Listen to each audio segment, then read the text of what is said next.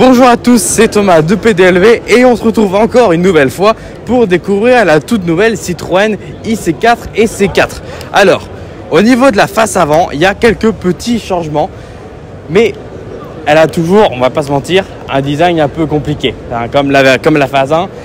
Voilà, c'est pas spécialement la meilleure tête qu'elle pourrait avoir. On a cette fois-ci, toujours comme sur les anciennes Citroën avec l'ancien logo, deux parties différentes. On a une partie supérieure avec une première partie des feux avec les feux de jour et les feux de jour et les phares.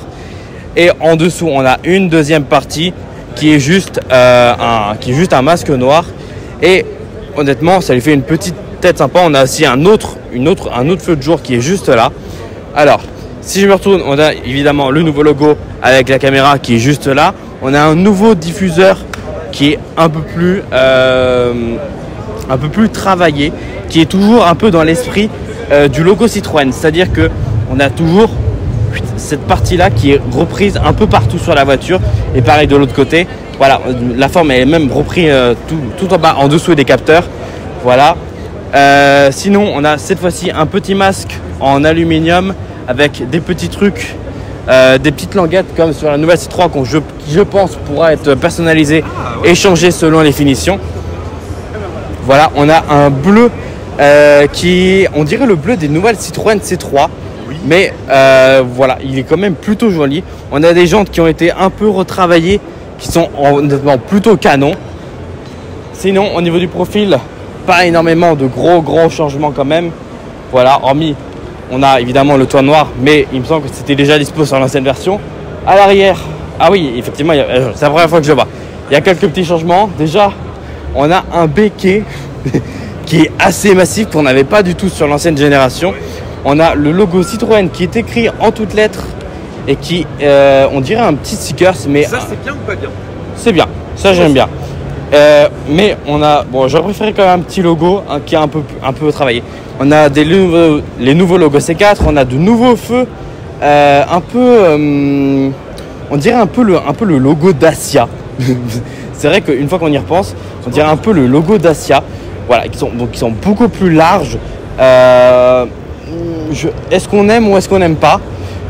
Moi, je ne sais pas, mais ça change. Voilà, au moins ils ont fait quelque chose, ça change. Deuxième question. Est-ce que la C4 n'assumerait peut-être pas enfin son côté un peu SUV? Est-ce que c'est pas la C4? Est-ce qu'elle assume? Non. Pourquoi? Elle a juste plus de gueule. Ils affirment le côté un peu plus agressif, surtout avec le béquet. Oh, c'est bizarre comme truc. Ah oui, effectivement, ah oui, d'accord, ok. Donc là, c'est... Ah non, d'accord. Non, je pensais que c'était crossé, mais non, c'est pour ça que je douchais parce qu'on voit pas bien. Voilà, on a évidemment les écopes sur le côté comme avant. Ok.